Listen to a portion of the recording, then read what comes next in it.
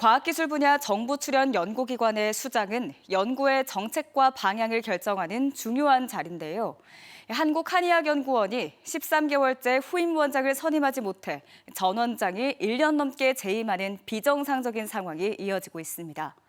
사측과 노조가 원장 선임 절차를 놓고 극한 대립 양상까지 보이고 있는데요. 박선진 기자가 보도합니다.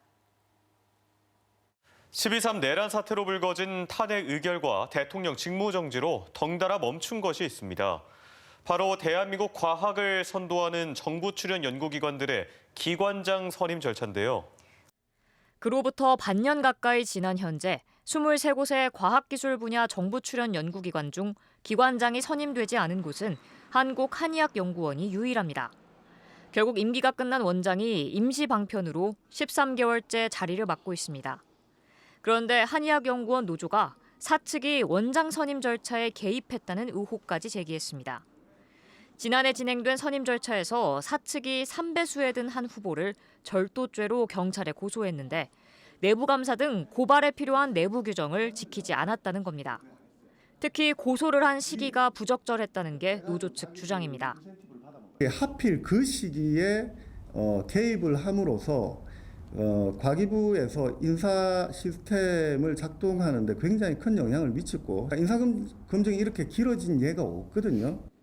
해당 후보는 올해 초 수사기관에서 무혐의 처분을 받았고 선임을 맡은 국가과학기술연구회 이사회는 과반의 득표를 얻은 적임자가 없다며 재공고를 결정했습니다.